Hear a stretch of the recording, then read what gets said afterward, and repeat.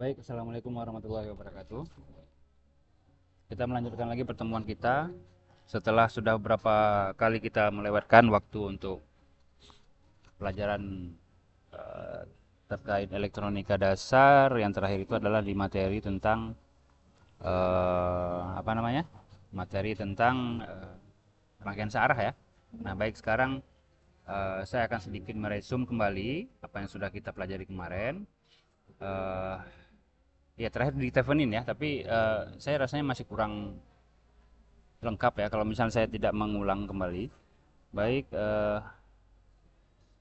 ini ada buku yang berasal dari modul ya, modul tentang dasar-dasar teknik elektronika atau elektronika dasar ya.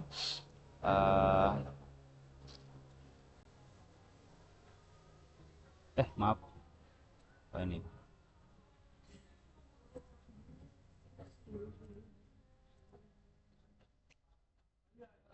Elektronika dasar, oke. Nah, saya gunakan modul apa namanya buku yang berasal dari program studi pendidikan fisika. Karena kita masih belajar tentang dasar-dasarnya, sama aja isinya. Yang pasti kita fokus kepada materinya saja dulu.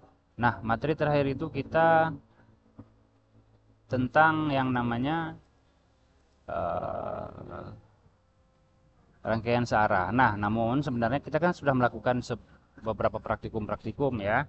Seperti halnya kita sudah terakhir itu kemarin tentang dioda, tentang rangkaian RLC. Nah, itu sebenarnya itu udah melompat sebenarnya, melompat dari materi sebenarnya. Nah, di sini ada tentang pembahasan tentang multimeter, tentang bagaimana konfigurasi dari multimeter itu digunakan, ya kan? Nah, jadi akan saya skip saja, saya abaikan saja. Nanti artinya kalian bisa juga mengulang kembali tentang materi-materi yang sudah ada ini. Oke, saya akan langsung ke arah rangkaian listrik searah. Baik. Di sini, ya, oke, di sini ada tentang yang namanya osilator ya, osiloskop, sorry, osiloskop. Nah, di sini yang kita pelajari kemarin secara langsung ya kan, bagaimana kita membagi blok-blok ini kemarin ya kan, bagaimana kita menampilkan perambatannya, frekuensinya kita hitung, bagaimana amplitudenya, gelombang dari yang berjalar ya kan. Nah, ini dari osiloskop kemarin, sama aja ini kemarin, cuman biasanya setiap instrumen akan memiliki kekhususan, kekhasan, keunikan karena memang yang memproduksinya sendiri kan berbeda perusahaan-perusahaannya. Gitu. Baik, kita lanjut saja dulu ke yang namanya listrik searah dan bolak-balik. Ya, oke kita lanjut. Nah, ini saya bacakan dulu ya. Pada kehidupan sehari kita sering menjumpai adanya rangkaian listrik, ya kan, dari rangkaian yang sederhana sampai yang sangat rumit. Nah, jadi sebenarnya yang kita lihat tadi adalah senter, radio, televisi itu semuanya adalah rangkaian listrik. Nah, jadi listrik itu juga terbentuk karena energi mekanik dari generator yang menyebabkan perubahan medan magnet di sekitar kumparan. Jadi di sini ada sebuah mekanik, artinya apa? Energi gerak yang dihasilkan dari generator sehingga menyebabkan suatu medan magnet, medan yang bergerak di dalam kumparan, di sekitar kumparan sehingga menghasilkan sebuah listrik. Nah, gitulah biasanya yang di dinamo ya.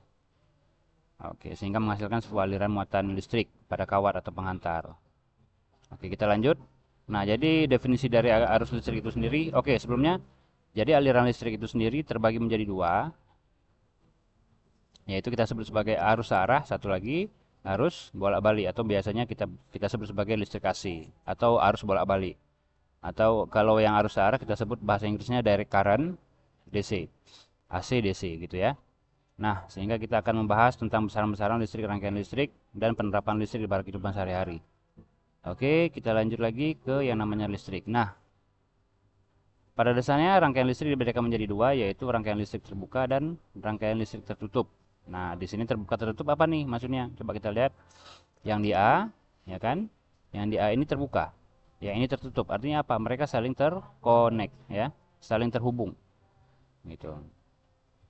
Jadi artinya rangkaian listrik terbuka itu suatu rangkaian yang belum dihubungkan dengan sumber tegangan, sedangkan rangkaian listrik tertutup adalah suatu rangkaian yang sudah dihubungkan dengan sumber tegangan. Sehingga kita lihat di sini ketika dia terbuka, lampu yang terinstal, yang terpasang di sini tidak hidup. Yang di sini lampunya hidup ya, ini tandanya.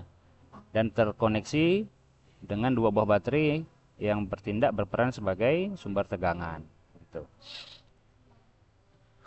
Nah, di sini penjelasan secara fisiknya bagaimana ketika pada rangkaian listrik tertutup akan terjadi aliran muatan listrik, di mana aliran muatan listrik positif identik dengan aliran air. Nah, gini ya. Jadi kalau misalnya dalam suatu bejana nih fluidan ya, ini ada air, di sini ada air, ada dua buah tempat, maka dia eh, yang kita sebut biasanya kalau di listrik itu kan apa namanya ya, potensialnya ya. Kalau di sini kan dia akan cenderung untuk menyeimbangkan antara bagian di sini dengan ke sini ke arahnya. Ini sama juga. Nah, gitu. Jadi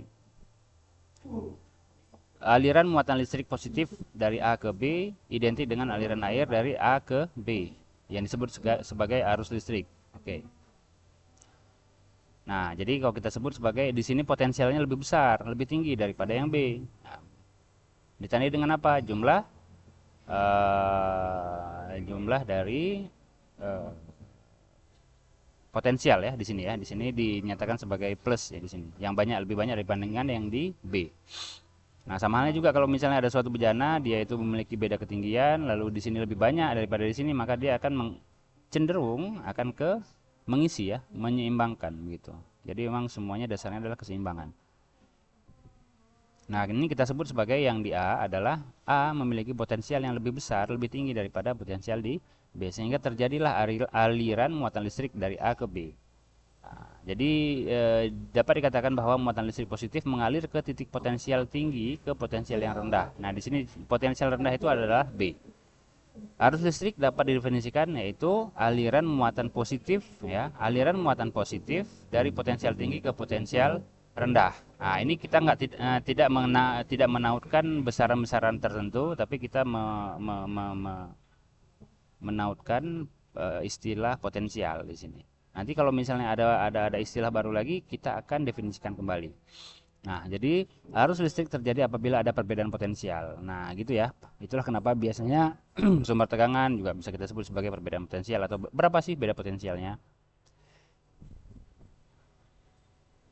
Nah, lalu bagaimana bila dua titik yang dihubungkan memiliki potensial yang sama? Tentu saja tidak terjadi aliran muatan. Karena apa? Listrik positif tidak terjadi, tidak mengalir antara potensial ini ke potensial ini. Misalnya di sini ada ini berapa nih? 4 kali 3, 12. Di sini 12 juga. Maka ya dia tidak akan terjadi perbedaan potensial. Nah, maka arus listriknya tidak mengalir. Sama halnya misalnya seperti air. Misalnya airnya sudah jenuh atau dia sudah sama rata ya tingginya, ya kan? Maka ya tidak ada terjadi perbedaan potensial. Di sini kan kalau misalnya kita nyatakan dengan potensial, posisi di sini dengan posisi di sini kan potensialnya lebih tinggi daripada di sini. Nah, kalau misalnya kita ukur dengan energi potensial MGH, di sini MGH juga, maka energi potensial yang ada di sini itu lebih tinggi daripada dengan di sini, ya kan? H-nya itu apa? Ketinggian. Oke. Lalu bagaimana dengan muatan listrik negatif, ya kan? Nah, kan kita biasanya kan menyebutnya ada muatan listrik positif, ada negatif. Nah, pada perkembangan selanjutnya setelah elektron itu ditemukan oleh yang namanya Bapak Thomson, ya, ini beliau, ya. Rupanya muatan yang mengalir pada suatu penghantar bukanlah muatan listrik positif. Nah, gitu. Melainkan muatan listrik negatif yang disebut elektron. Jadi kita sebut satu-satu dulu. Jadi apa sebenarnya? Jangan langsung kita lompat ke sini. Nah, jadi di sini setelah si J.J. Thomson ini menemukan ada yang namanya sebuah elektron, ya, elektron atau muatan negatif, ya, maka sudah ada update keilmuan kembali, di mana arah aliran elektron dari potensial rendah itu ke potensial yang tinggi, berlawanan dengan arah muatan positif. Namun hal ini tidak menjadikan masalah karena banyaknya elektron yang mengalir dalam suatu penghantar sama dengan banyaknya muatan listrik positif yang mengalir. Hanya arahnya yang berlawanan. Jadi arus listrik itu tetap didefinisikan berdasarkan aliran muatan positif yang disebut sebagai arus konvensional. Nah, gitu ya. Jadi kenapa kok masih di awal masih kita gunakan muatan positif ya? Karena di sini dinyatakan bahwasanya eh, banyaknya elektron yang mengalir dalam suatu pengantar itu sama dengan banyaknya muatan listrik positif yang mengalir. Hanya arahnya saja yang berlawanan. Jadi ketika misalnya sebuah tinjauan kita bahas di sini adalah elektron, maka dari B ke A. Kalau misalnya kita ngebahas masalah potensial muatan positif, maka yang dari A ke B gitu. Nah, sehingga dari situ kita bisa mendapatkan suatu parameter-parameter yang lainnya seperti yang namanya kuat arus listrik ya. Nah, jadi kalau misalnya tadi kita mengidentifikasi, kita sudah bisa menghitung. Menghitung apa? Yang namanya kuat arus listrik. Apa itu? Kecepatan. Nah, jadi di sini dinyatakan adalah kecepatan aliran muatan listrik ya. Sehingga yang dinyatakan sebagai jumlah muatan listrik yang melalui penampang suatu pengantar. Jumlah muatan listrik melalui suatu penampang, suatu suatu media, suatu kawat misalnya ya, setiap satuan waktu. Sehingga kita sebut sebagai karena muatan itu adalah Q, lalu T itu adalah waktu ya kan, kan setiap waktu. Jadi muatan dibagi terhadap waktu. Itulah yang kita sebut sebagai arus listrik, kuat arus listrik. Nah, di sini dinotasikan sebagai kuat arus listrik A. Di sini Q, muatan listrik yang mengalir C, dan T adalah waktu yang diperlukan. Nah, di sini karena ada beberapa besaran-besaran yang juga baru ya, seperti muatan ya. Nah, di sini dapat disimpulkan, ya kan? Karena kita berhubungan dengan muatan listrik, di mana muatan listrik itu sendiri satuannya adalah kolom, nah, ya kan? Banyaknya suatu muatan itu kolom, maka dapat kita nyatakan satu kolom itu adalah muatan listrik yang melalui sebuah titik dalam suatu penghantar dengan arus listrik tetap 1 ampere dan mengalir selama 1 sekon. Nah, jadi artinya gimana? Coba cek di sini. Kalau misalnya hubungan antara I sama dengan Q per T, maka di sini yang kalimat di sini dinyatakan adalah Q-nya. Apa sih Q-nya itu? Yang itu menyatakan adalah tadi di sini dalam bahasa narasinya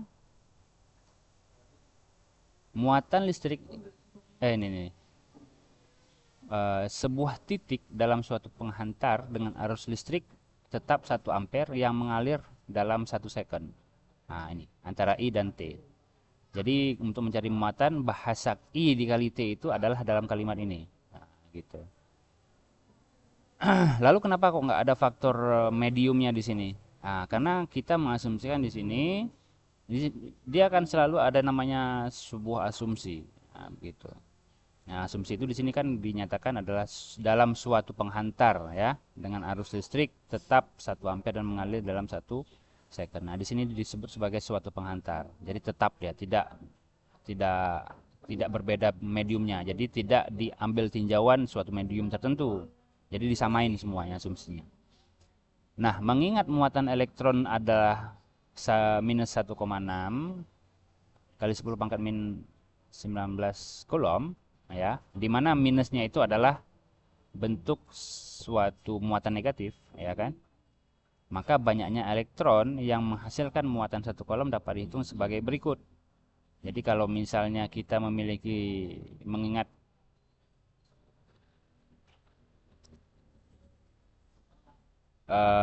apa namanya, apabila misalnya ada satu buah N itu dinyatakan sebagai banyaknya elektron ya, dan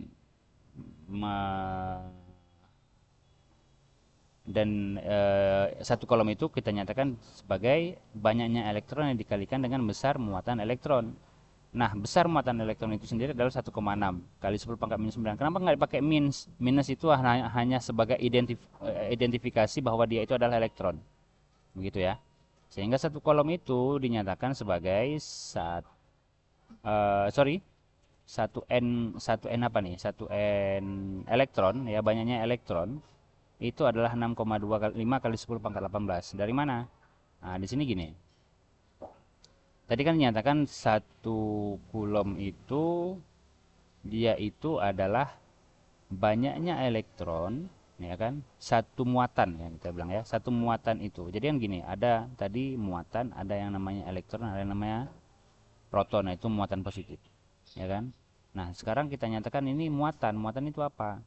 Nah, satu muatan itu adalah banyaknya elektron yang dikalikan dengan besar muatan elektron itu. Besar muatan adalah 1,6 kali 10 pangkat minus 19, ya kan. Kecil sekali. 10 pangkat min 19, bayangin aja. Kalau 10 pangkat min 3 itu 0,001. Kalau 10 pangkat min 2 0,01. 1 per 100. Jadi kalau misalnya ini 1 per 9. Aduh, nolnya ada sekitar 19. Ya 19. Nah, jadi artinya kalau begitu ya, banyaknya sebuah elektron itu dalam satu kolom itu adalah, nah ini. Jadi N itu sama dengan adalah 1C dibagi 1 dibagi 1,6 kali 10 pangkat minus 19. Sehingga kita dapatkan 1 dibagi 1,6 berapa? 6,25an berapa kayak gitu ya. Nah, ini min 19 ini gimana ya? Dibawa ke atas kalau dalam perhitungan biasanya. Jadi 10 pangkat minus 19 kalau di bawah dikali dengan ke atas, jadi ini sifat perhitungan bilangan berpangkat ya, sehingga dia menjadi plus pangkatnya. Sehingga 6,25 kali 10 pangkat 18. Jadi artinya adalah dalam satu kulom itu dia memiliki lebih dari, coba kalau misalnya 1 miliar itu berapa tuh nolnya? 1 miliar itu nolnya 9. Kalau triliun itu 12, ya. Aduh, banyak. Jadi artinya dalam satu kulom itu memiliki segini banyaknya elektron. Nah, segini banyaknya elektron. Jadi kalau misalnya ini saya cek ya, kita searching lah. 10 pangkat 18 berapa digit nol?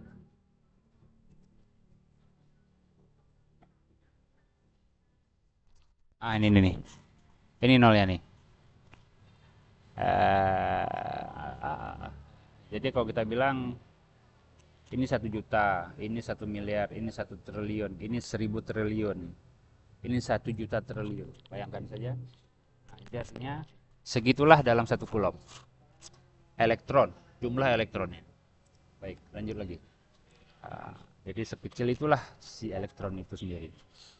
Baik, oke, kita bahas contoh jika diketahui dalam waktu 1 menit pada suatu penghantar mengalir muatan sebesar 150 kulom, ya kan? Berapa kuat arus yang mengalir pada penghantar tersebut diketahui. Oke, yang diketahui di sini adalah waktunya ada 1 menit, lalu ada C-nya 150 kulom, sorry, Q-nya satuannya C, ya kan? 1 menit itu dia harus dalam satuan second, sehingga di sini kalau ditanya kuat arus, maka 150 kulom dibagi dengan 60 second, jadi 2,5 ampere. Nah, gitu ya kira-kira. Oke, kita lanjut lagi ke arah beda potensial. Nanti setelah ini kita loncat lagi nanti nih. Nggak mungkin saya semuanya akan, sampai ke ini dulu aja lah. Oke, sampai habis saya dulu. Kita lanjut. Nah, sehingga ini kita lanjut ke arah yang namanya beda potensial. Lalu apa sih potensial listrik itu, ya kan? Jadi potensial listrik itu adalah banyaknya muatan yang terdapat dalam suatu benda. Banyaknya muatan. Nah, jadi banyaknya muatan yang terdapat dalam suatu benda. Lalu kalau misalnya ada sebuah yang kayak yang seperti dikatakan tadi ini di sini nih. Nah, ini kan muatan ini. Ini muatan positif ya, muatan-muatan. Jadi kita sebut sebagai ini potensial listrik. Banyaknya muatan itu kita sebut sebagai potensial. Banyaknya muatan di A itu lebih banyak daripada sekitar 12. Yang di B adalah 4. Jadi artinya kan A muatan listriknya lebih banyak di A. Nah, Atau juga bahasa lainnya, dalam bahasa potensialnya, A itu lebih banyak potensialnya, lebih besar potensialnya dibandingkan di B, sehingga terjadilah perpindahan muatan. Oke, lanjut lagi. Sehingga di sini apabila suatu benda dikatakan mempunyai potensial listrik lebih tinggi daripada benda lain, artinya apa? Artinya suatu benda itu memiliki jumlah positif, muatan positif lebih banyak daripada muatan positif benda lainnya. Nah, gitu ya.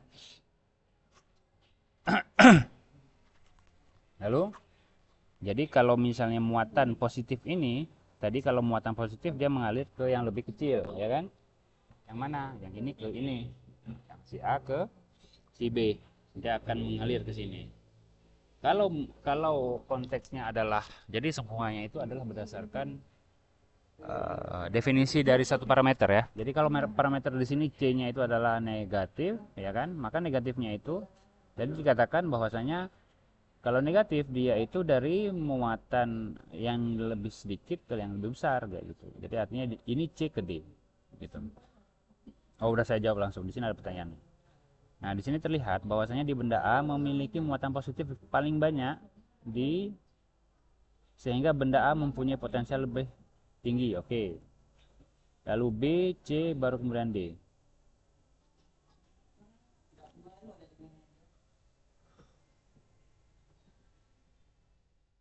Oke, kalau di sini kan permasalahannya adalah kalau tadi kan arah arah arah kemana nih potensialnya. Ini kalau ini kan yang negatifnya ini negatif, ini positif. Jadi dia menyamakan arah mana yang lebih banyaknya. Apa yang dimaksud dengan beda potensial? Sehingga kan biasanya sumber tegangan beda potensial kan ada tuh istilahnya, ya kan?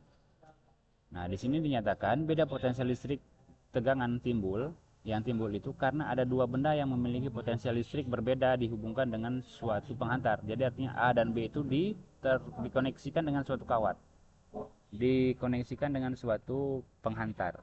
Misalnya di sini kalau listrik kan muatan juga tidak akan mengalir di sembarang medium ya. Jadi kalau misalnya itulah kenapa kita bahas yang namanya konduktif, sifat-sifat dari medium yang namanya konduktif, resistif, nah gitu. Jadi itu menjadi syarat bagaimana suatu muatan-muatan ini bisa bertransportasi, berpindah atau mengalir lah. Nah, jadi di sini fungsi ada beda potensial atau definisi dari beda potensial ini adalah untuk mengalirkan muatan dari satu titik ke titik yang lain. Satuan beda potensial itu V atau volt. Alat yang digunakan untuk mengukur beda potensial disebut voltmeter. Secara matematis, nah jadi kalau di sini maka untuk kalau misalnya diketahui yang namanya W itu adalah usaha, V-nya itu kita sebut sebagai beda potensial dan Q itu adalah muatan, maka beda potensial itu adalah banyaknya usaha yang dipindahkan pada satu satuan muatan. Oke. Nah, di sini sebagai contoh kita punya yang namanya muatan 4 coulomb yang dipindahkan dari A ke B yang dia itu memiliki usaha sebesar 10 joule ya, usahanya 10 joule. Usaha itu energi ya. Ya usaha. Jadi gimana nih kita mencari beda potensialnya? Tinggal bagi aja W terhadap Q. 10 dibagi 4 2,5 volt. Begitu. Kita lanjut.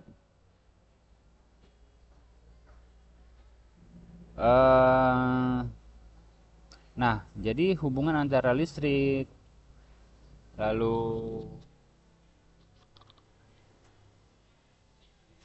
arus dan satu lagi kita tahu yang namanya penghambat atau hambatan ya atau resistansi ya. Nah, di sini berlakulah ada sebuah namanya hukum Ohm. Jadi si Ohm ini dia sudah orang yang pertama menemukannya, biasanya begitu. Nah, coba kita baca dulu narasinya. Kalau rangkaiannya itu tertutup, maka akan terjadi arus listrik. Oke? Yang tadi kan, ini yang tertutup tadi ini, mana saya sebut? Ini. Kalau dia tertutup, artinya apa? Terkoneksi ya. Terhubung semua rangkaiannya, kabel-kabelnya, maka itu kita sebut sebagai rangkaian tertutup. Jadi nanti kalau nanti ada pembahasan rangkaian tertutup atau rangkaian terbuka. Artinya kalau rangkaian tertutup itu dia terhubung.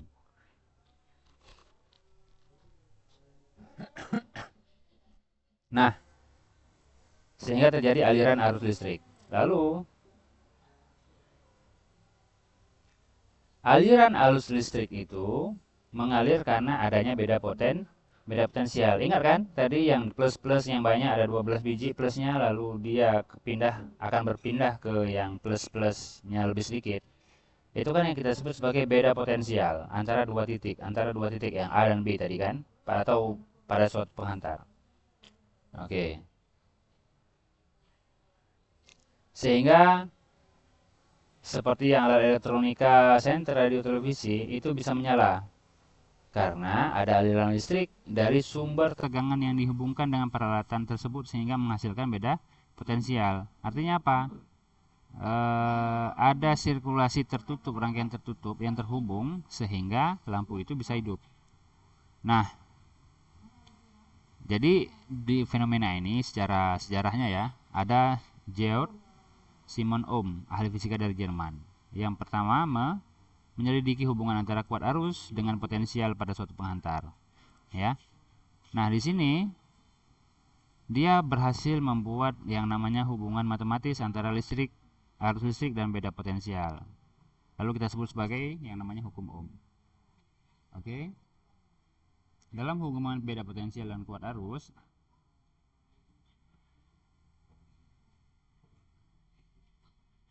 semakin besar beda potensial yang ditimbulkan, maka kuat arus yang mengalir makin besar pula. Kenapa? Coba bayangin aja.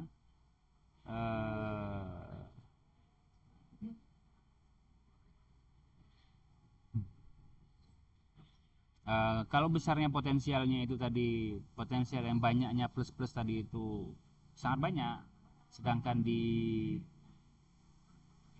yang si B-nya itu sangat sedikit, maka dia kan kalau tidak ada apa namanya, tidak ada pembatas, tidak ada penahan, dia akan sangat besar, sehingga dia akan membentuk suatu hubungan. Semakin kuat arus yang mengalir, makin besar pula dia yang namanya beda potensial.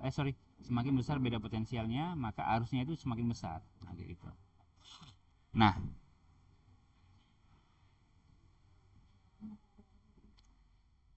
jadi dari rumusan yang sudah dilakukan dinyatakan perbandingan antara beda potensial dan arus listrik selalu sama. Ya, jadi perbedaan beda potensial, besarnya beda potensial dan kuat arus itu akan selalu sama. Nah, di sini kan beda potensialnya itu sebanding dengan yang namanya arus listrik. Ini sebanding ya, jadi bukan di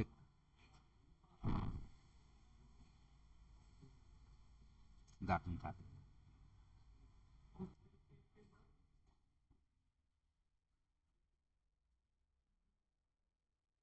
Oke, kita lanjut.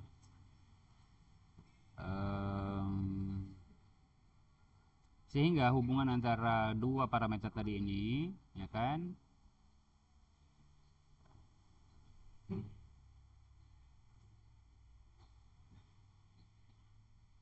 dengan hubungan antara M sama dengan FV sama dengan M dikali I. M itu adalah gradien ya, jadi ini konstanta. Nah, jadi kalau misalnya kita ada hubungan apa namanya, hubungan suatu nilai dua parameter bisa kita cari tahu melalui gradien itu sendiri. Nah, ini adalah M itu konstanta perbandingan antara beda potensial dan kuat arus. Jadi kalau misalnya begini misalnya ya. Misalnya ini V-nya 10, I-nya dapat 5. Ya kan? Maka M-nya itu adalah berapa? 2. Kalau misalnya di sini 15, maka di sini I-nya dapat 5, maka M-nya berapa? 3. Jadi faktor pengali konstanta itu. Jadi bisa berbeda menurut apa? Menurut grafiknya. Nah, grafiknya ini ada V, ada I. Jadi dia mengukur ketika I-nya ada V-nya mengalir, ada ketika ada beta potensial, ada juga I yang mengalir, maka besarnya nilai itu ketika misalnya di sini dapat 2, ini dapat berapa, misalnya 5 kayak gitu ya. Jadi Yang dikatakan sebanding itu bukan diartikan sama nilainya, tapi dia itu memiliki sebuah pola yang dia itu tetap. Itulah maksudnya gini, sebanding itu kalau si I-nya itu tambah besar, si V juga tambah besar, atau kebalikannya, V tambah besar, I tambah besar, kayak gitu. Itu kita sebut sebanding, tapi nilainya bisa jadi beda. Nah, gitu. Lalu yang menghubungkannya adalah M ini. Sebagai contoh tadi misalnya si V-nya itu adalah 10, I-nya dia itu dapat 5, makin ke sini makin 10, makin di sini misalnya makin tinggi dia, misalnya di sini 10, di sini 15. Ketika dia di 15, ketika dia di 10, di sini 5. Ketika dia di 15, di sini 10 misalnya. Sorry. Ya, ya. Nah, lalu sorry, berapa ya? 5, dia 10. Ah, ya betul. Nah, jadi faktor pengali inilah yang menghubungkan antara dua parameter ini. Sehingga kita bisa dapatkan untuk mencari M itu sendiri adalah V dibagi dengan I, ya kan?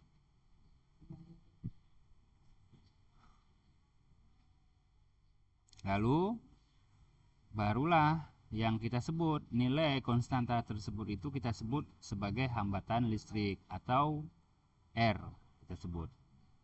Dan si George Simon Ohm ini karena dia yang pertama kali, maka dialah yang kita sebut satuannya kita sebut sebagai ohm. Nah, sebenarnya apa yang sudah kita lakukan ketika di laboratorium beberapa waktu praktikum sebelumnya ya, kan kita memplot nih nilai dari si V, nilai dari si I, ya kan kemarin kan dari satu alat ya, atau ya dari suatu alat kita mengukur beda potensialnya berapa nilai arusnya kayak gitu kan. Lalu kita ngeplot hubungan antara V dan I. Sebenarnya itulah kita ingin mencari nilai resistansinya dari suatu rangkaian tersebut. Nah, ini hambatan listriknya. Nah, dari sinilah ini sejarahnya dari awal pertama.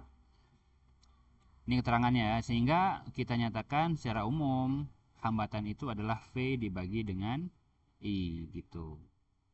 Nah, atau dalam bahasa narasinya, dalam istilah narasinya kita menggunakan menyatakan kuat arus itu yang mengalir pada suatu penghantar itu sebanding dengan beda potensial antara ujung-ujung penghantar itu dengan syarat suhunya konstan tetapnya. Oke, jadi kondisi yang sama itu adalah di sini adalah suhunya dia sama, artinya nggak berubah.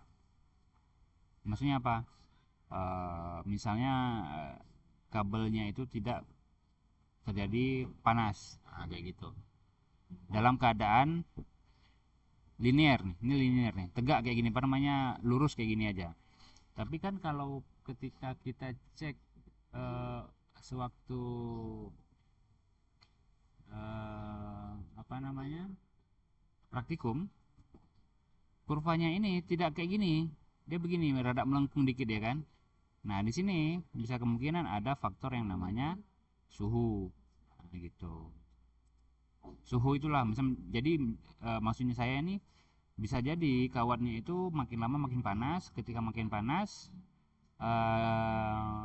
ada perubahan konstanta hambatan listrik dari kan, karena hambatan listrik itu dia sebenarnya berpengaruh sangat berpengaruh karena yang namanya medium, nah, gitu. Oke, kita lanjut. Contoh, pada kehidupan sehari-hari kadang kita menemukan sebuah arus alat listrik yang bertuliskan 220 volt, strip 2A, 2 ampere ya kan. Nah, ini maksudnya apa? Nah, sebenarnya ada tujuannya. Sebenarnya dia ingin menginformasikan bahwasanya alat listrik itu tadi ya, dia bisa bekerja secara optimal 220 volt, beda potensialnya, beda tegangannya, ya kan? Dan arus yang mengalirnya adalah 2 ampere. Dan dia akan tahan lama. Gitu. Akan awet dia ketika dipasang listriknya segini, 220 volt, arusnya 2 ampere. Lalu bagaimana pada tegangan yang lebih tinggi atau lebih rendah? Misalnya dua lampu yang bertuliskan 220 volt, garis miring 2 ampere, yang satunya di listrik 440 volt, yang satu 55 volt. Apa yang terjadi? Nah, kita pernah pengalaman nih, ya kan?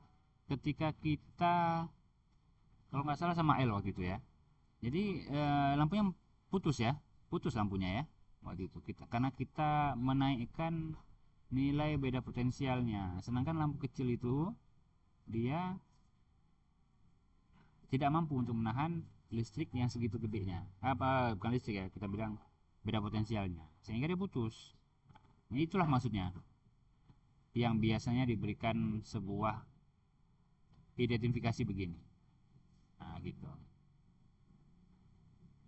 Nah, jadi tulisan 220 volt garis miring 2 ampere menunjukkan bahwa lampu tersebut mempunyai apa hambatannya, apa 220 kan hubungan antara beda potensial dengan arus listrik apa, kan R ya, V per I, maka 220 volt garis miring apa namanya dibagi dengan 2 ampere, maka kita dapatkan 110 ohm. Jadi apa nih maksudnya? Setelah kita hitung maksudnya apa? Maksudnya adalah arus listrik yang diperbolehkan itu mengalir adalah 2 ampere dan tegangannya adalah 220 volt. Kalau misalnya kamu pasang tegangan di listrik 440 volt, maka mengakibatkan kenaikan arus listrik. Coba bayangin aja. Misalnya tadi di sini kita gunakan 440 volt, ya kan? Kan kita udah tahu nih hambatan yang jadi artinya sebentar. Ketika dia memiliki, ini kita bahas sebelum kesini ya, ketika kita bahas ketika kita melihat sebuah perangkat listrik 220 volt garis miring 2 ampere, itu menyatakan bahwasanya hubungan artinya si alat itu memiliki hambatan 110 ohm gitu. Jadi di dalam internalnya dia itu dia memiliki yang namanya resistansi 110 ohm. Sehingga ketika kita terapkan itu lampu di listrik yang 440 volt, ya, kan kita udah tahu ya resistansinya 110 ohm, ya kan? Nah, dari hubungan yang udah dikasih tahu. Lalu listrik kita nih, listrik 440 volt, dibagilah dengan ini kita dapat dari hubungan antara identifikasi deskripsi produk. Nah, ya, kan kita udah dapat maksimal resistansinya 110 volt. Di sini dinyatakan adalah 440 volt dibagi dengan resistansi si alat ini, sehingga dia akan mengalirkan 4 ampere listrik kalau misalnya dia menggunakan 440 volt. Nah, arus sebesar ini akan mengakibatkan lampu tersebut bersinar sangat terang, tapi tidak lama kemudian menjadi putus atau rusak. Karena apa? Karena lampunya itu dia itu hanya mampu menerima arus listrik 4 ampere begitu. Dan itu pernah kita coba di praktikum, ya kan? Sangat terang, lama-lama putus, ya kan? Nah, gitu. Lalu bagaimana kalau misalnya tadi satu kondisi 440 volt, lalu ada 55 volt. Maka ketika misalnya 55 volt dibagi dengan perangkat resistansi di internalnya itu, kita dapatkan 0,5 ampere. Apa artinya?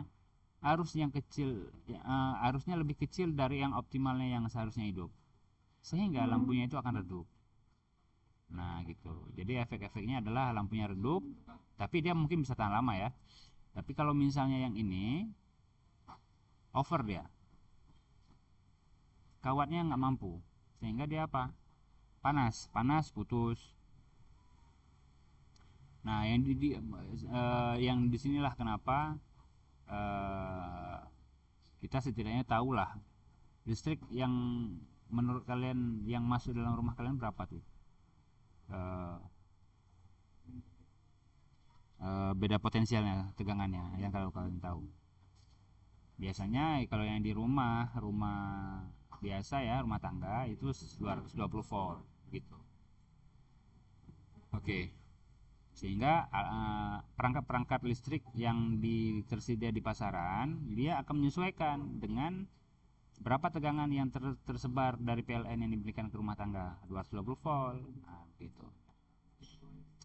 Nah, oke. Dari sini kita akan melanjutkan ke yang namanya hukum Kirchhoff. Hukum Kirchhoff itu apa sih sebenarnya?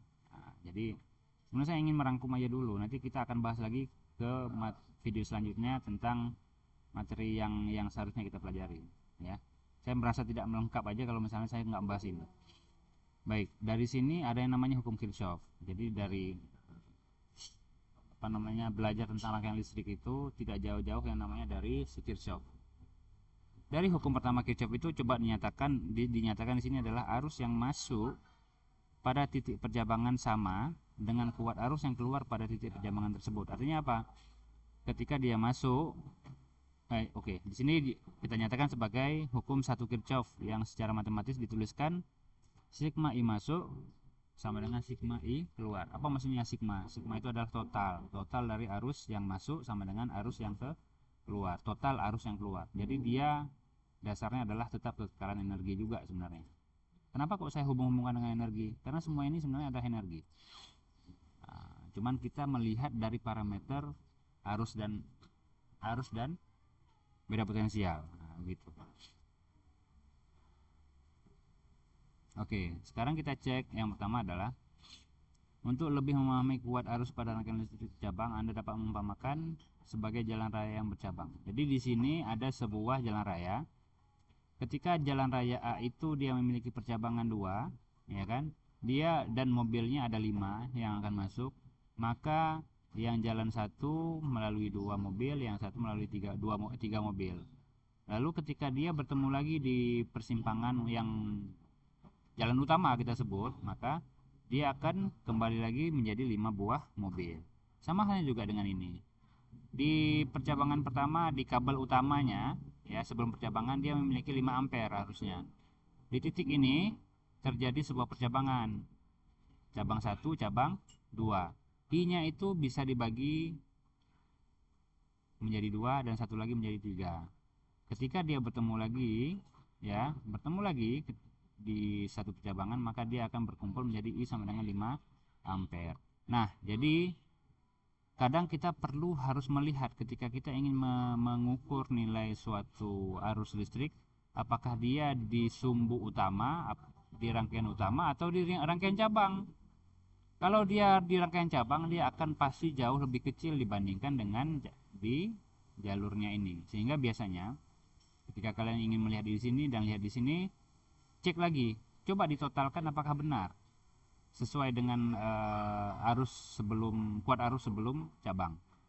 Kalau beda, larinya kemana? Nah, larinya itulah kita analisis, begitu ya kira-kira. Nah, jadi di sini kan kita memiliki istilahnya pola pikir terbalik ya. Artinya kalau misalnya di sini tidak 3, misalnya dia di sini 1, artinya ada masalah nih di sini di rangkaian cabang nih. Atau jangan-jangan ada cabang yang lain lagi, satu lagi. Nah, gitu ya. Misalnya atau di jalan ini aja lah, ketika di cabang yang di jalan satu ini dia 2, yang di sini cuma 1, lalu 2 mobil yang lainnya kemana? Apakah ada cabang yang lainnya? Nah, jadi dari situlah menjadi bentuk cross check ya dalam pengukuran suatu komponen listrik. Oke, 4 itu kita lanjut satu-satu dulu ya.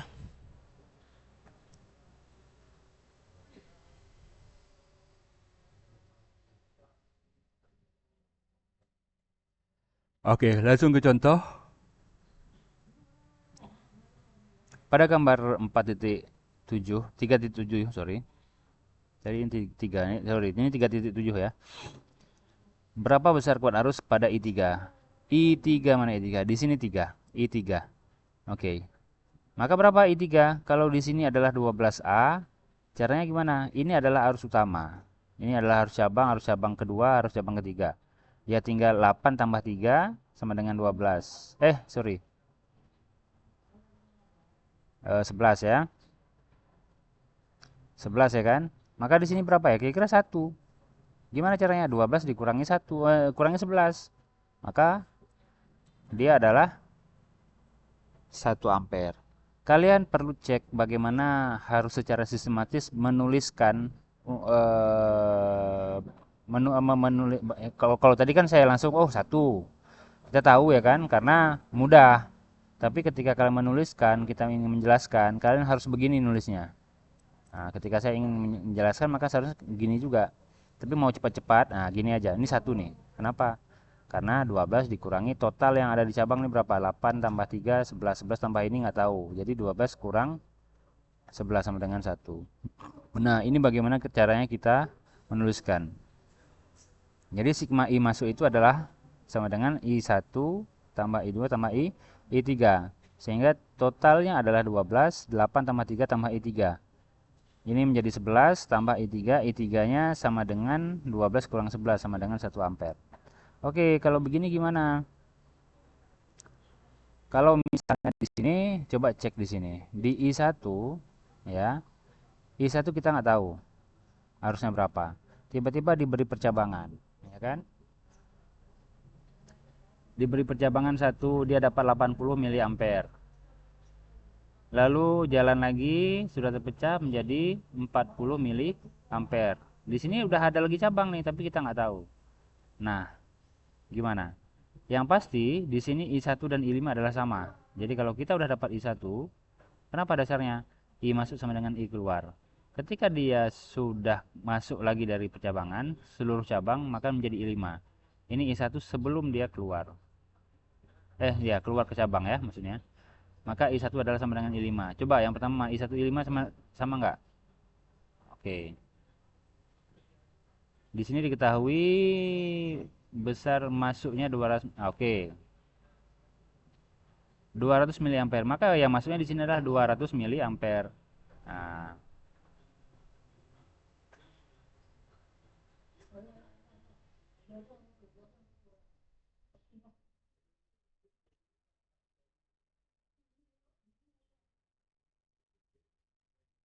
salah nih, salah. Oke.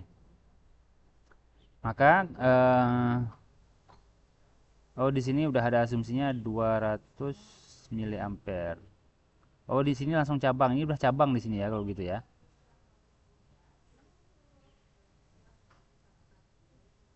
Oke. Di sini udah cabang. Sehingga I2 di sini I masuk sama dengan I1 tambah I2. Jadi 200, I1 dan I2 sama dengan 200 kurang 80 sama dengan 120 miliampere. Nah, mana I1-nya tadi? Ini sama dengan berapa? 120 miliampere. Udah dapat nih ya. Nah, lalu I1 itu sendiri dia merupakan I3 ditambah I4. I3 tambah I4, ya kan? I3 tambah I4. Sehingga coba bentuknya mungkin kayak begini, tapi cabang itu kan nggak harus dia ada coret-coretan nggak ini? Kan tidak harus bentuknya kayak ini cabang. Ya, yang penting kalau misalnya dia terpecah menjadi lebih dari satu ya artinya udah jadi cabang. Maka di sini I3 tambah I4. Di sini tadi 120. 120 kurang 4 berapa? 80. Maka di sini 80. Nah, ini. Jadi I3-nya sama dengan 180. Dasarnya adalah I3 tambah I4, 120-nya adalah I1. I3-nya sama dengan 120 kurang 40 sama dengan 80 miliampere. Lalu bagaimana hasil semuanya? Coba kita jumlahin. 80 tambah 80 tambah 40 berapa? Nah, gitu. 80 tambah 40 tambah 40. 80 tambah 40 120. 120 tambah 4 80 sama dengan 200. Jadi I5-nya adalah 200 miliampere. Yang saya samakan tadi kan I1 dan I5 ya. Salah. Ini adalah bentuk dari cabang juga rupanya. Artinya yang sama adalah 200 miliampere sama dengan I5 karena 200 miliampere kita sebut sebagai arus masuk. Oke, ini ya 200 miliampere. Nah, di sini yang selanjutnya mungkin kita akan lebih concern ya seharusnya ya. Karena nanti akan ada banyak hal yang berhubungan dengan Kirchhoff 2. Oke, istirahat dulu sebentar ya.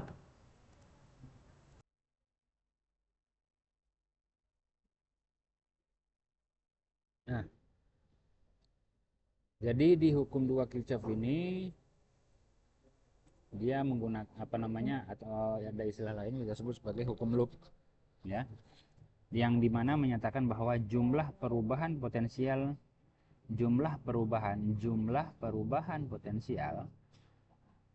yang mengelilingi lintasan tertutup. Lintasan tertutup apa tadi, yang sudah terkoneksi ya, yang sudah terhubung semuanya dengan beda potensialnya. Saya ulang lagi, menyatakan jumlah perubahan potensial yang mengelilingi lintasan tertutup pada suatu rangkaian harus sama dengan nol. Nah, gitu. Harus sama dengan nol.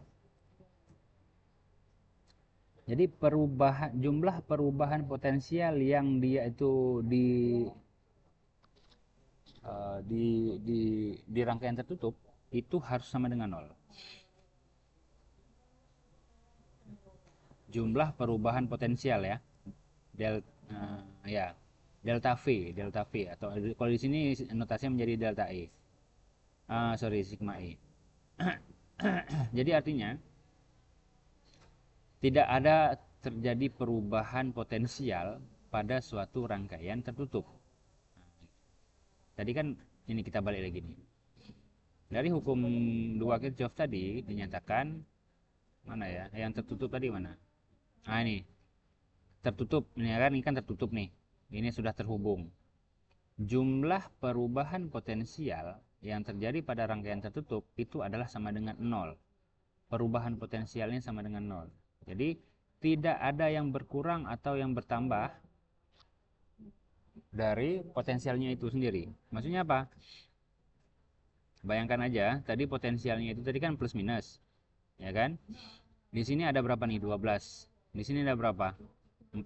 16 total potensialnya. Maka kalau ini terhubung secara tertutup, maka total semua potensial yang ada harus 16. Itulah yang kita sebut sebagai hukum Kirchhoff 2. Hukum loop ya. Jadi dia harus sama dengan 0. Nah, di sini dinyatakan, jadi hukum ini sebenarnya dasarnya dari hukum kekekalan energi. Secara matematis, hukum 2 Kirchhoff dapat dinyatakan sebagai berikut, yaitu sigma E. Sigma E itu apa? GGL sumber arus sama dengan sigma I dikali R. Sigma I dikali R. Apa sigma I kali R? V juga sebenarnya, ya kan? Sorry. Ya, V. Beda potensial juga nih. Cuman ini artinya jumlah dari beberapa potensial. GGL sumber arus volt. Nah, jadi artinya gini. Artinya mau berapapun ada sumber arus di situ, dia tetap sama perubahan beda potensialnya. Oke, kita sebut di sini adalah E itu GGL sumber arus. Lalu I dan R, I kali R itu adalah kan kuat arus. Ini hambatan. Kan akan menjadi volt nanti ini di sini. Nah, pada perumusan hukum 2 Kirchhoff mengikuti ketentuan berikut. Jadi ada ketentuan-ketentuan yang harus kita lihat. Semua hambatan dihitung positif. Oke, asumsinya semuanya hambatan positif. Nggak ada yang minus 2 ohm, misalnya gitu. Nggak ada. Dia semua positif. Yang kedua, pada arah perjalanan atau penerusan rangkaian tertutup loop, jumlah arus berawal dari kutub negatif ke kutub positif. Maka GGL-nya dihitung positif. Jika sebaliknya, dari kutub positif ke kutub negatif, maka GGL-nya dihitung negatif. Nah, ini perlu ada sedikit hafalan ya. Ingat aja. Jadi, notasi ilustrasi gambar biasanya, kalau yang begini nih, ini namanya sumber arus ya. Ini sumber arus. Oke, ini sumber arus ya. Kalau yang dia itu berawal dari kutub negatif, ya kan, ke kutub positif, GGL-nya hitung positif. E-nya tadi. E itu yang ini. Ini. dia itu positif. Kalau misalnya kutub positif ke kutub negatif, maka I-nya negatif. Jadi ingat aja dengan yang di ekornya aja nih. Ke-nya mana? Ke positif, maka dia I-nya positif. Kalau ke negatif, maka I-nya negatif. Udah ikut aja dulu. Arus yang searah dengan penelusuran loop dihitung positif, sedang yang berlawanan arah penelusuran dihitung negatif. Oke. Jika hasil perhitungan kuat arus bernilai negatif, maka kuat arus yang sebenarnya merupakan kebalikan dari arah yang ditetapkan. Oke, jadi ini tanda-tanda ini penting ya untuk kita ingat di ini. Nah, sekarang kuat arus di rangkaian sederhana. Gimana sederhana nih? Coba kita cek di sini. Di sini ada namanya sumber tegangan GGL. Oke, ini rangkaian tertutup ya. Maaf ya. Ini rangkaian tertutup. Dia ada punya hambatan. Dia punya yang namanya sumber arus ya, GGL sumber arus tadi. Di sini ada arah arusnya ya, arah aliran arusnya, arus listrik. Oke. Ingat ketika dia di ke-nya itu ke positif, maka I-nya positif. Jadi arah loopnya, looping putaran arusnya itu ke kiri nih, mengikuti arah jarum jam. Oke, kita baca dulu. Pada dasarnya sumber tegangan GGL memiliki hambatan dalam yang disimbolkan dengan R. Oke, ya paham. Nilai R ini adalah nilai hambatan yang ada dalam GGL sumber tegangan pada satu rangkaian. Jadi kalau di sini notasinya R besar, R kapital, ya. Di sini ada juga nih, di ini nih. Di GGL sumber tegangan. Ya, sumber tegangan lah kita bilang. Di sini dia punya juga yang namanya R kecil, R internal, hambatan internal dari suatu alat itu sendiri. Sehingga ya, ketika kita lihat di gambar ini, rangkaian tertutup yang terdiri dari sebuah sumber arus GGLE, nah ini ya. Lalu ada hambatan dalam, kita sebut sebagai hambatan dalam R kecil. Lalu ada sebuah penghambat dengan hambatan R, ini resistor. Sedang arus pada rangkaian I, arusnya kita sebut sebagai I. Maka menurut hukum Kirchhoff, pada rangkaian tersebut berlaku persamaan berikut. Nah, jadi ingat, untuk E itu kan sigma I kali R. Sigma I kali R. Jadi kalau misalnya ada banyak R-nya ya I kali R lagi, I kali R lagi. Kayak gitu. Ini nih rumusnya. Sigma itu total. Jadi kalau misalnya ada R-nya 5, maka I kali R1, I kali R2, I kali kan sigma itu tambah total, maka I1 kali R I kali R1 tambah I kali R2 tambah I kali R3 tambah I kali R4. Nah, kayak gitu-gitu. Jadi kalau bergantung seberapa banyak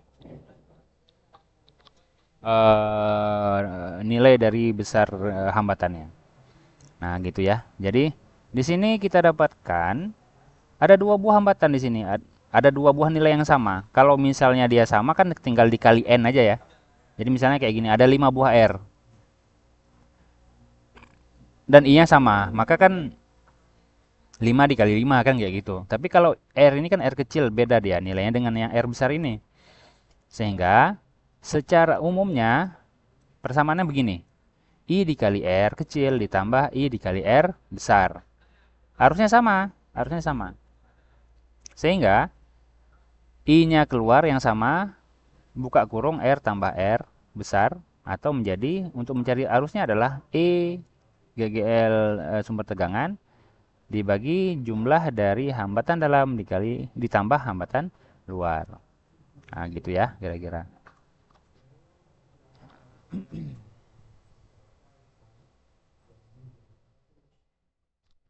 Nah, kita lanjut lagi sekarang. Contoh di sini, oke. Kita bahas dulu ini.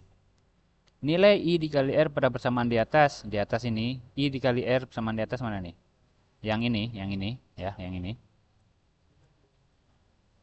Merupakan tegangan penggunaan di luar sumber arus yang disebut tegangan jepit.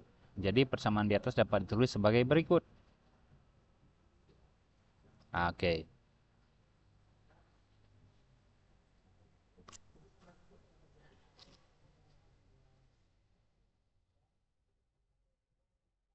Sehingga kita sebut di sini ada penambahan R.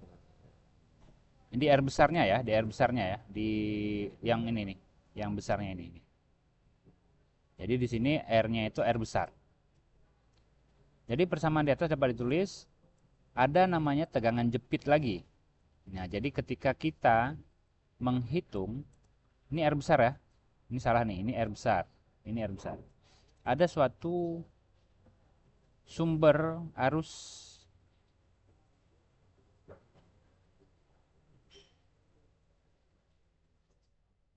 sehingga kita tuliskan I dikali R ditambah K. Sehingga K itu adalah K itu adalah E dikurangi I kali R, ya kan? Yang ini nih buka kurung tutup kurung, ini dibawa ke sini. Jadi E dikurangi I kali R.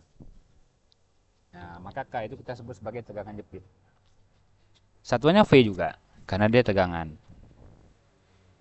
Oke, sebagai contoh di sini, apabila suatu kawat penghantar dengan hambatannya 11,5 ohm dihubungkan dengan sumber tegangan 6 volt, ya. Mana 6 volt? Oke. Sebuah penghantar dengan hambatan 11,5 ohm. Jadi R besar ya. Nih R besar dihubungkan dengan sumber tegangan 6 volt. Oke. Tegangan sumber arusnya 0,6 volt. Lalu hambatan di dalam ininya, di dalam sumber arusnya, GGL, sumber tegangannya 0,5 ohm.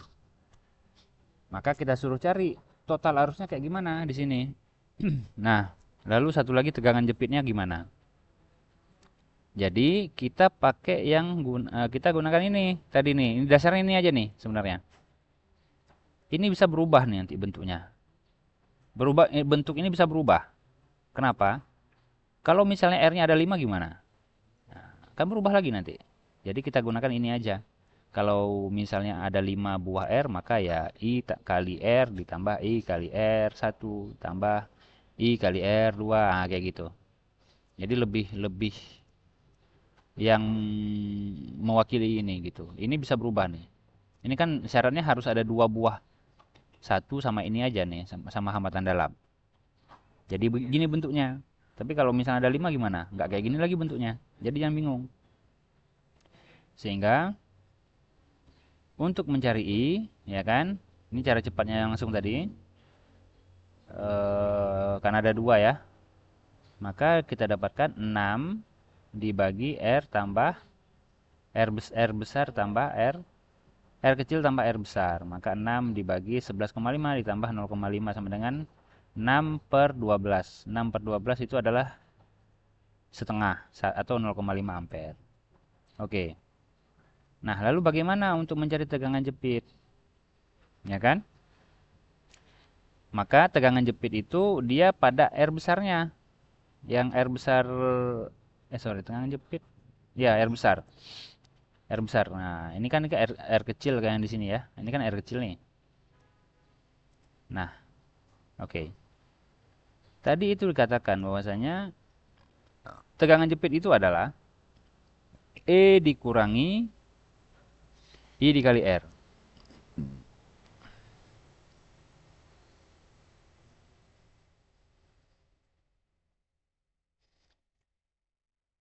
Sebenarnya salah nih. Maksudnya gini, tegangan jepit itu adalah tegangan antara ujung hambatan. Dia kan modelnya kayak bentuk hambatan gimana nih? Coba lihat bentuk hambatan ya, resistor ya.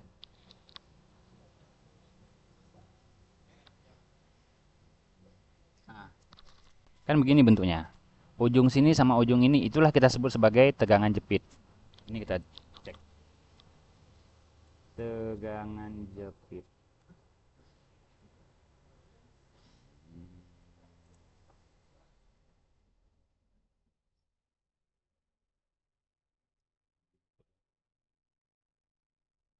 Jadi tegangan jepit itu adalah tegangan yang dia itu antara ujung dan ujungnya si ini, si resistor. Oke. Oke. Mana resistor tadi? Nah, antara ujung ini sama ini yang diukurnya. Itu namanya tegangan jepit. Jadi kita hanya mengalihkan dengan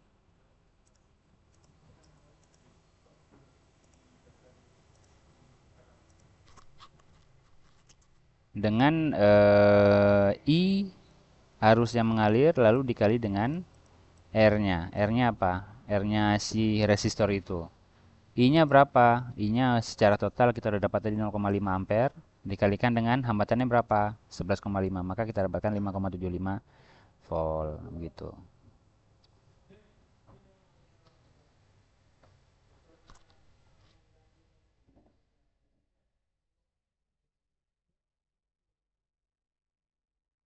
Oh ya benar. Maksudnya begini, ini dasarnya adalah begini. Dasarnya adalah begini ya. Tetap juga sebenarnya ini kan kita dapat 5,75 volt di antara ini. Tegangan jepit itu antara ini dan ini saja, 5,75 volt.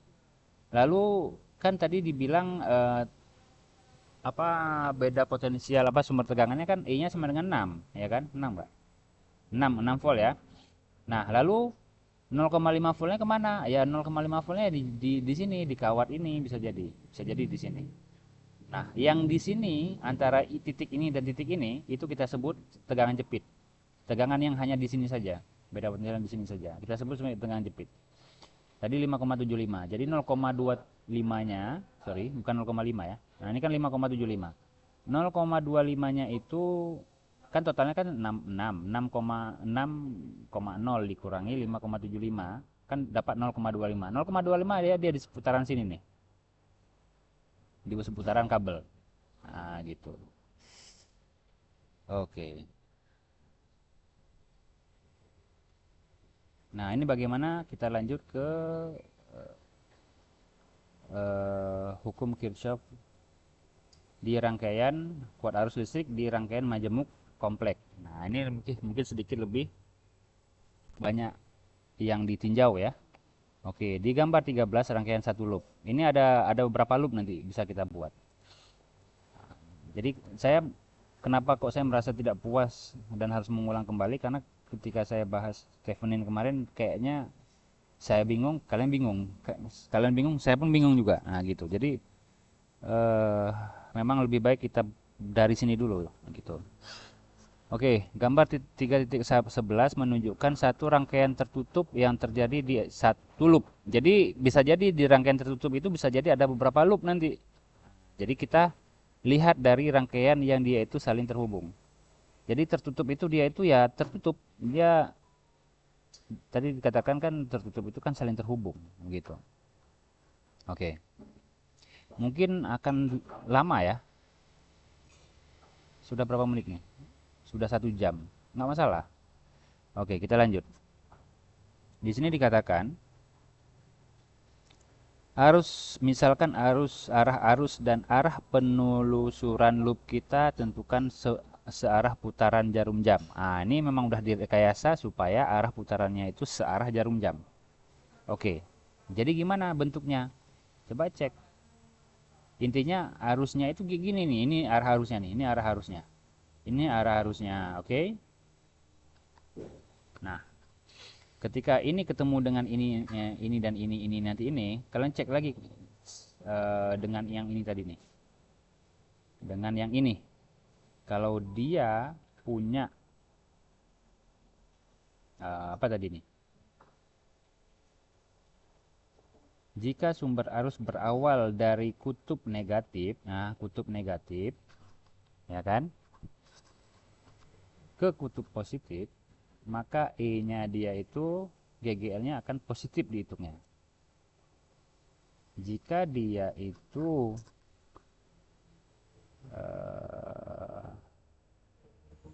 dari kutub positif ke kutub negatif, maka dia GGL-nya kita hitung sebagai negatif.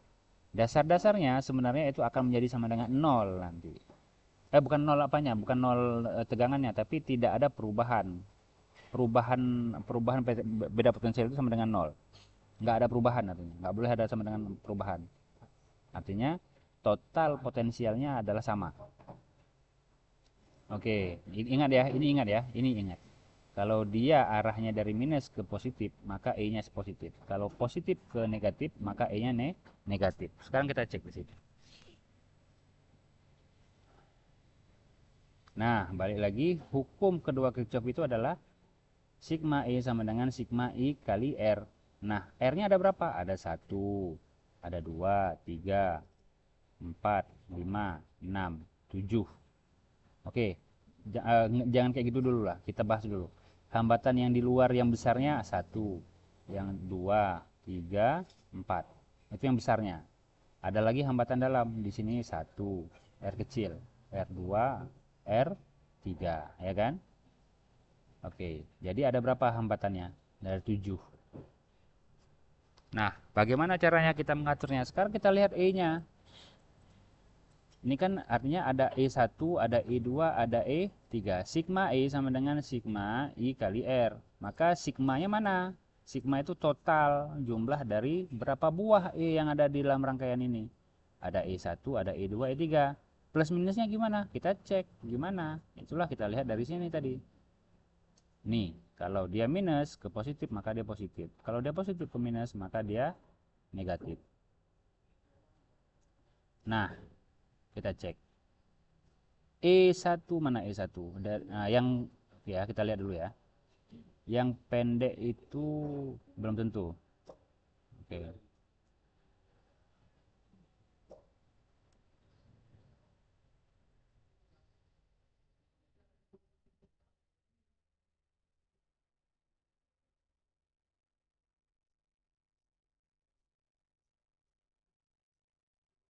Nah, jadi yang pendek ini minus, yang panjang ini positif. Yang panjang ini positif, yang pendek ini negatif. Pendek ini negatif, yang ini positif. Jadi kalau E1 arahnya ke sana, itu jadi kan negatif ke positif. Kalau negatif positif apa? Kita lihat lagi. Ini kadang ya ini kan lihat ya. Ini kan yang lebih kecil kan minus, yang lebih panjang positif. Maka dia positif. Yang ini kan garisnya yang lebih panjang positif ke arah negatif, maka dia negatif. Jadi intinya yang ujungnya ini habisnya kemana? Terakhirnya kita lihat negatif. Mungkin tidak tidak di soal nggak akan ditulis positif negatif, tapi kalian harus batasi. Kalau dia panjang itu positif, kalau dia pendek dia negatif. Ini kan panjang, yang lebih panjang kan dia positif, ini yang negatif ya. Kalau ini saya ulangi lagi, kalau dia negatif ke positif maka kita sebut sebagai dia E-nya positif. Kalau dia positif dari ke negatif maka E-nya negatif. Oke, cek sekarang. Jadi kita tentukan parameter E dulu, mau positif atau negatif. Oke, E1 dari negatif ke positif, maka E-nya adalah E1 positif. Nah, ini E1 positif. Nggak ada negatifnya kan? Maka dia positif. Lalu ke sini, arahnya ke sini. Kenapa kok ke sini arahnya? Karena ada arah harusnya udah jelas nih dikasih tahu nih. Arah harusnya ke sini. Positif, negatif. Maka dia E-nya negatif, positif, negatif. Negatif nih. E2 yang negatif. Jadilah E2 negatif. Turun lagi ke sini. Abaikan aja nih, yang kita lihat adalah ke E-nya aja. Arahnya kan ke sini ya, ke bawah. Set ke sini ketemu E3. E3-nya itu kecil dulu. Kecilnya apa? Yang pendeknya apa? Minus. Minus ke positif, ke yang lebih panjang, positif. Maka E-nya itu positif. Oke. Jadi intinya kita jangan lihat bentuknya kayak gimana, tapi yang pertama arah arusnya dulu kemana, ikuti itu dulu, baru kita lihat ini dari negatif ke positif. Oh, artinya dia positif. Ini E3-nya positif. Oke, udah jelas ya, saya anggap sudah jelas. Kita lanjut lagi. Ini bagaimana kita menyusun sebuah persamaan Kirchhoff 2 dulu nih. Baru setelah itu secara matematis mudah. Karena yang paling penting adalah ini. Dan nanti selanjutnya akan ada lagi yang 2 buah loop. Nah, loop itu artinya tertutup alirannya, arah alirannya. Nah, oke, kita lanjut sekarang parameter yang ini. Sigma IR. Jadi kan ada berapa buah ini? Resistansinya ada 7. Kenapa 7? Coba satu. Yang luar yang sendiri-sendiri aja satu, 2, 3, 4. Hambatan dalam satu, 2, 3, 4 tambah 3, 7. Oke. Nah, jadi gimana caranya? I-nya akan tetap sama karena dia seri, ya kan? Ya kan? I-nya kan satu nih, kan rangkaiannya rangkaian seri. Kalau tadi rangkaian seri bercabang itu terbagi kan? Nah, gitu. Karena dia terbagi, jadi I-nya harus dibagi. Tapi karena I-nya ini tidak terbagi, coba cek, tidak ada cabang. Ya udah, satu I-nya, I total. Nah, jadi dihitung R1 ini ditambah R1 gede, ditambah R2 kecil, tambah R3. Urutannya ini berdasarkan loopnya ya, sehingga kita lebih mudah. R3 besar, ditambah R4 besar, ditambah R3 kecil, tambah R2 besar. Oh, ini nggak sesuai nih. Udahlah, intinya ini per ini. Intinya sama aja nih kan, posisinya sama aja. Saya atur yang lebih mudah. Nah, saya mulai dari sini lah, dari satu. Nah, oke. Sehingga bentuk persamaan dasar dari hukum rangkaian ini adalah ini. Ya, ini ya. Nah, jika pada penyebaran di atas dihasilkan nilai I negatif, maka arus yang sebenarnya adalah kebalikan dari arah yang ditunjukkan pada negatif. Nah, jadi kalau misalnya akhir dari penyelesaian persamaan ini itu negatif, maka sebenarnya arah dari arus ini bukan ke sini, tapi berbalik arah. Berbalik arah itu artinya ini kan searah jarum jam, putaran jarum jam. Nah, jadi kalau dia hasil di sini kita dapat negatif, maka kita dapat arahnya seharusnya terbalik. Seharusnya dia ke dari sini ke atas, ke kiri, ke bawah. Nah, kayak gini. Kalau ini kan dari kanan ke bawah, kiri atas, kanan bawah, kiri atas gitu kan. Oke, lanjut. Ya, itu ingat aja. Jadi nggak susah. Kalau dia positif ya artinya sudah benar nih, arah loopnya udah benar. Jadi nggak perlu takut sebenarnya menentukan arah arah dari loop ini sendiri. Yang penting eh, kita tahu nanti, oh kalau dia negatif seharusnya arahnya itu berlawanan arah, nggak sesuai dengan ini gitu. Oke, kita lanjut. Sehingga berdasarkan hukum Kirchhoff 2 dapat dihitung dengan persamaan berikut. Nah, di sini VAB VAB yang ditanya apa nih?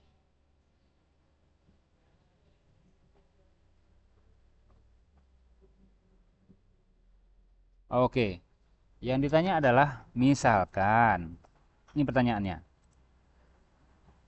bagaimana jika penelusuran rangkaian awal di satu titik dan berakhir pada titik lain? Oh, bukan ini.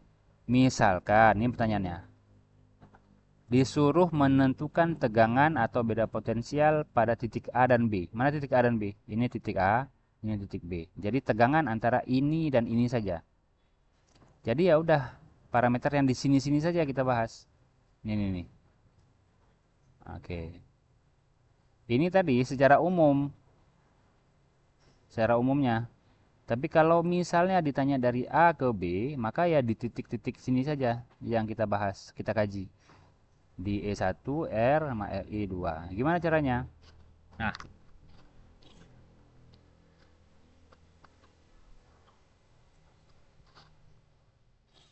maka ini dasarnya di beda potensial titik AB itu kita dasarnya adalah dia itu tegangan jepit yang kita bahas tadi. Mana tegangan jepit? Ini. Tadi rumus dasarnya kan adalah I kali R ditambah K. Ya kan?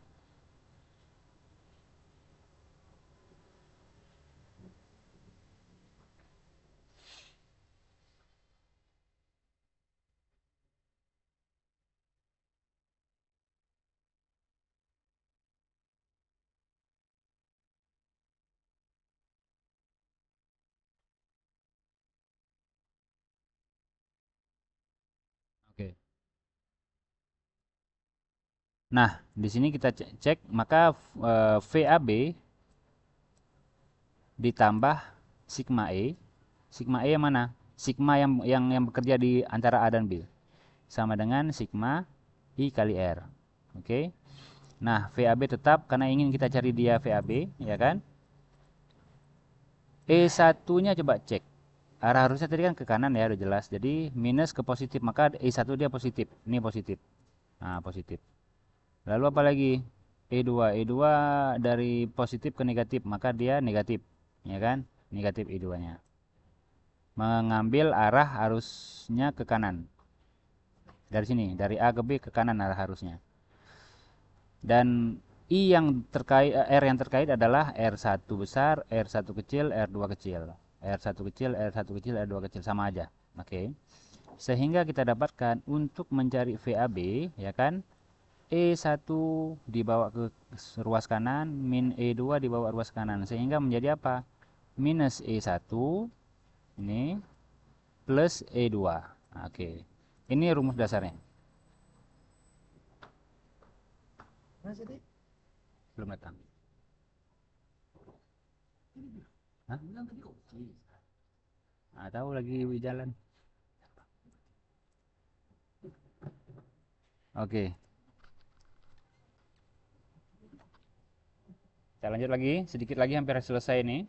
Nah, ini udah paham. Kalian udah paham nih ya. Insya Allah udah paham. Untuk rangkaian, nah ini untuk yang sistem satu loop. Lalu bagaimana dengan dua loop? Oke, habis ini udah cukup.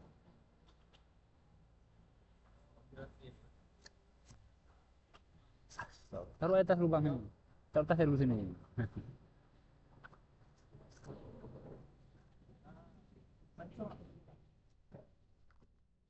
Nah, kita lanjut.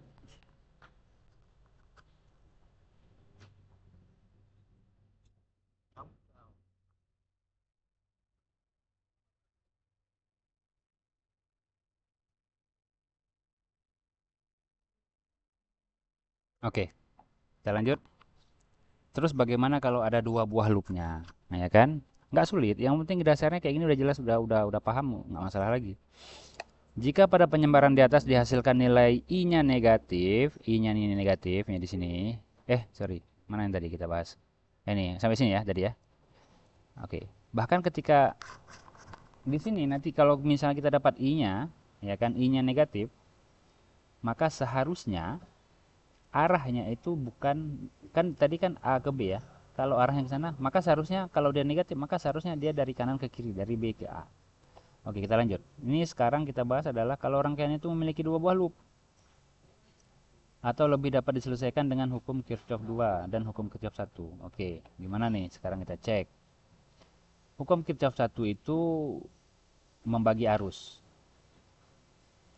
Hukum Kirchhoff 2 tentang GGL induksi, ya kan? GGL tegangan. Oke. Nah, sekarang di sini ada sistem dua buah loop.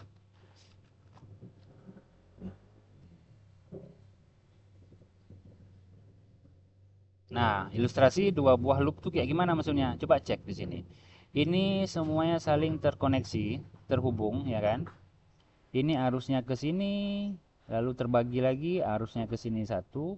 Loh, kok nggak ke sini arusnya? Ya kan? Apakah mungkin dia ke sini? Kita nggak tahu. Kita cek dulu. Nah, oleh karena itu kalau ada dua buah kolom kayak gini, ini satu, ya ini satu, ini dua, ya.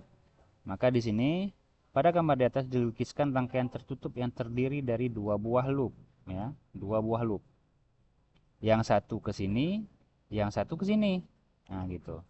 Yang satu putarannya gini. Ini ikuti kursor saya ya. Ini ya, ini. Kira-kira arahnya kemana tuh? Arah searah jarum jam. Kalau yang dari sini, yang di kolom kedua yang bawah, dari sini ke kanan, dari kiri ke kanan. Berlawanan arah jarum jam. Misalkan Anda bagi menjadi seperti berikut. Nah, coba sekarang. Kita bagi. Loop yang pertama itu adalah A, B, G, F. Loop itu kan putaran ya kan? A, B, G, F. A, B, G, F, kembali A. Karena dia tertutup. Nggak boleh sampai F aja, sampai A juga. Maka, apa saja komponennya? Oke, sekarang Yang tertutup di bagian loop 1 itu adalah ini. Arahnya ke kanan. Oke, cek sekarang. Ininya. Sigma E-nya. Apa aja yang bekerja di sini? Minus ke positif, maka E-nya adalah E1 positif. Ini E1-nya positif. Lalu E2-nya dari positif ke negatif, ya kan? Maka E2-nya E2 negatif. Ini E2-nya negatif. Apakah ada E lain lagi? Tidak ada. Ya udah cuman dua aja. Lalu arusnya kayak gimana dong? Nah, di sini ada dua buah arus. Yang pertama arus I1 dan I2. Kenapa? Di sini terbagi lagi nanti nih. Nah, terbagi lagi. Kalau tadi I-nya kan cuma hanya I aja nih. I aja kan, satu aja kan. Nah, di sini ada I1 dan I2. I1 oke, di sini. E1-nya di sini I1 dikali dengan R1. Lalu I1 dikali R2. Lalu apa lagi? Ada lagi. I1 dikali R3. Sampai di sini I-nya udah terbagi menjadi I2, satu lagi I3, ya kan? Maka yang di R4 kita tidak boleh gunakan I1. Maka kita gunakan I2. Kenapa? Karena udah percabangan. Ini berdasarkan hukum Kirchhoff 1. Nah, ketika ada percabangan aja, dia sudah tidak menjadi udah terbagi dia harusnya. Ini jadi dasarnya adalah I1 ini sampai di sini ini masih I1. Sampai di percabangan dia menjadi I2 dan menjadi I3. Nah, gitu. Oke, sehingga jadi yang di R4 nih yang ditinjau adalah I2. Ini I2.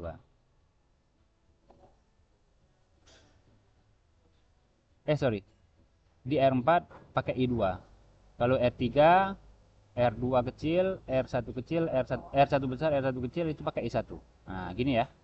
Nah, ini pengaturannya. Lalu ketika misalnya ini intinya udah kita udah dapat nih. Dasarnya udah gini aja nih. Sesimpel itu. Terus kalau misalnya ada loop yang kedua gimana? Loop kedua harusnya ke berlawanan arah harusnya. Nah, sekarang coba E-nya yang mana E? Ada E yang lain nggak? Oke. E-nya kan sigma E sama dengan sigma I kali R, ya kan? Sigma E-nya hanya satu ya, satu aja kita masukkan. Coba cek sekarang. Arah loopnya kemana nih? Ke sini, ya kan? Minus ke positif. Jadi positif. E3-nya positif di sini. Lalu R-nya apa aja? I kali R-nya. I2, mana I2? Ini I2. Yang pertama kan? I2 dikali R4. I2 kali R4. Ya kan? Set. Sampai sini sudah terjadi ketemu cabang lagi. Nah, gitu. Jadi artinya ini I masuk I masuk ini masuk lagi ke dalam percabangan, ya kan? Maka di sini tidak berlaku lagi sampai sini nggak pakai I2 lagi. Dia pakainya I berapa? I1. Sorry, I3.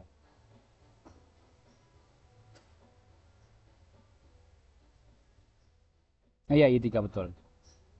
I3 di sini ada I3. Nah, kan arahnya di sini nih, I3 nih. I3 di sini. Ya, di sini I3. Sehingga sampai udah masuk lagi cabang, maka yang berlaku di sini adalah I3. I3-nya mana? Ini. Ini tanda I3 di sini, tanda arusnya. Ini kan tanda arus kan?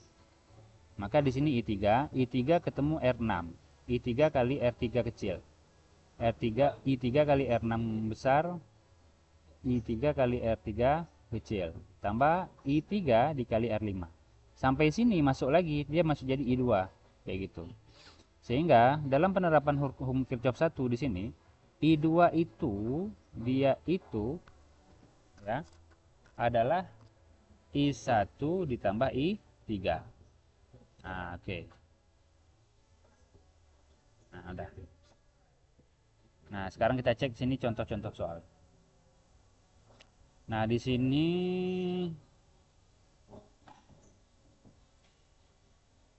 ada sebuah rangkaian listrik tertutup, ya kan? Ada dua buah loop.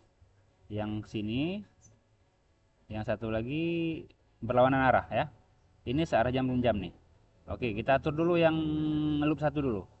Loop satu dia itu E-nya gimana? E-nya dia searah minus ke positif, ya kan? Jadi E satunya E1 positif. Nih, E1 positif. Nih. Mana dia? Loop satu adalah, oke ini ketahui semuanya, kita cek sendiri nanti ya. Yang ditanya adalah I1 kecil, I2 kecil, I3 kecil. Nah, sekarang kita cek dulu sebelumnya hukum Kirchhoff satunya gimana? Pembagian arusnya. Ini ada I1 dan I2 masuk jadi I3 ke sini kan, maka I3-nya itu I keluar. Artinya I2 dan I1 itu adalah I3 adalah akumulasi dari I2 dan I1. Maka di sini I3 adalah I1 dan I2. Nah, gitu ya. Oke, sehingga masuk sekarang ke loop 1. Loop 1 tadi kita bilang arahnya ke kanan, ini dari sini ke sini. Nah, ini sini, sini, sini. Minus positif. Positif. Maka E satunya adalah E positif. E1 positif mana? Nih.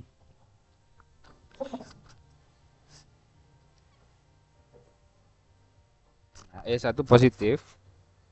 Berapa nih E-nya? 8 volt. Oke. Nah, 8 volt positif ya.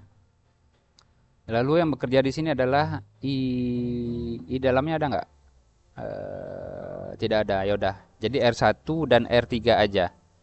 Di sini masuk udah pecah, masuknya jadi R1 I berapa nih? I1, I2 masuk keluar lagi menjadi I1 nih. I1 kali R1.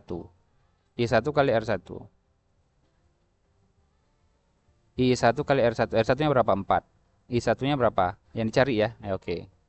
Nah, ini 4 R1. Ditambah ada lagi sampai sini ini kan I3. Jadi I3 dikali R3. I3 kali 6 ya. R3-nya berapa? 6. Ya kan? I3 kali 6. Ini langsung nggak dibuat penjabaran persamaan dulu, padahal penting nih. Saya tulis nggak tahu alatnya gimana nih. Oke, sehingga kita dapatkan I1 kali 4 tambah I1. Nah, I3-nya itu adalah I1 tambah I2 sama dengan 6. Nah, dari sini kita tidak bisa mendapatkan langsung jawabannya. Karena apa? Karena dia itu beberapa ada parameter yang beberapa yang tidak diketahui, sehingga kita menggunakan sistem eliminasi. Nah, di sini I1 kali 4 ditambah I1 tambah I2 6. Nah, ya kan? Jadi kalau kali ke dalam kan 6 I1, 6 kali I2. Jadi 6 I1 ditambah 4 I1 sama dengan 10 I1. Di sini tambah 6 I2. Nah, di sini. Ini nih. Ya, aljabar nih, aljabar linear biasa. Oke, lanjut ke I di loop 2 di sini I1 nyambung. Oke. Arahnya dari kiri ke kanan ya. Kiri ke kanan. Jadi minus plus. I2-nya E2 plus 18. Ada lain nggak? Ada, nggak ada. Jadi E-nya plus di sini. Udah betul. Lalu di sini kita nyatakan I kali R-nya I2 dikali R2. Nah, ini I2 kali R2. Lalu apa lagi? Walaupun di sini kita udah panggil, udah kita bahas tadi, di sini juga kita ini kan juga kita tulis juga, ya.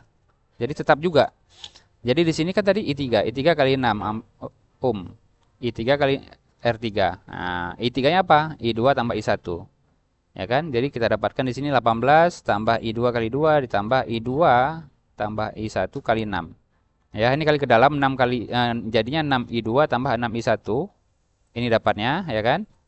Nah, ini kan ada 6 I1 sorry. Ada 6 I2 dan 6 I2. Di sini jadi 8 I minus apa plus nih? Oh, ini udah disederhanakan, sorry. Ini kan 18, 2I2 tambah 6I1 tambah 6I2. Jadi semuanya itu dibagi 2. Sehingga dapatkan 18 menjadi 9. Ini menjadi I2. Lalu ini menjadi 3I1 dan 3I2. 3 tambah 1 berapa? 4. Jadi 4I2. Ini jadi 3I1, ya kan? Nah, ini. Ini kita sebut sebagai persamaan pertama. ini persamaan kedua. Kenapa kok harus pakai yang variabel I? Karena apa? Karena di sini kita mau mencari I1 dan I2. I1, I2, I3. Nah, sekarang tujuannya adalah cari dulu salah satu variabelnya. Maka kita eliminasikan antara 2 dan 3. Nih, 8 sama dengan 10 I1 tambah 6 I2. Nah, lalu di sini adalah 9, 3 I1, 4 I3. Caranya gimana? Yang di sini dikali 2, kayak kali 3, yang di sini kali 3 juga. Ini kali 3 juga nggak ya? Intinya di eliminasi ya. Intinya mau dicari bagian yang sama di sini. Ini nih. Ini dan ini. Oh ya, ini 3, ini. Oke. 6 kali 2. Ya, kali yang atas dikali 2, yang bawah dikali 3. Sehingga didapatkan ada 12 I2. Jadi tereliminasi I2-nya dihapus, kita dapat I1. Ya. Oke, di sini 16 kurang 27 berapa? Minus 11 sama dengan 11 I1. Sehingga I1 minus dapatnya adalah minus 1 ampere. I1 mana I1? Ini I1 minus 1 ampere. Artinya kalau minus, saya bilang tadi, kalau minus arahnya dia tuh kebalik. Yang awalnya tadi kayak gini, seharusnya dia arahnya ke sini, ke kiri nih. Ini kan ke kanan, ini ke kiri. Gitu. Oh, tapi ya betul ya kayaknya. Jika nilai I1 dimasukkan, ini masih ya ini negatif, berarti I-nya berlawanan dengan arah yang ditentukan. Nah, gitu ya. Nah, namun tetap kita masukkan nilai minusnya, ya. Ketika kita masukkan ke dalam persamaan ini lagi, di sini kan ada I1 ya. Ini persamaan yang awalnya nih. Kita gunakan yang mana? Yang ini boleh, yang ini boleh juga. Nah, gitu untuk mencari I2. Jadi sama dengan 8 I10 I1 tambah 6 I2. 6 I2, I2-nya kita cari, I1-nya berapa? Min 1. Maka 8 sama dengan 10 kali min 1, min 10, ya kan? Min 10 dibawa ke kiri, di ruas sebelah kiri menjadi berapa? Menjadi plus, ya kan? 18. Maka I2-nya adalah 18 dibagi 6 sama dengan 3. Sehingga nilai I2-nya itu, ya kan? Sorry. I3, ini bukan nilai I2 ya, I3.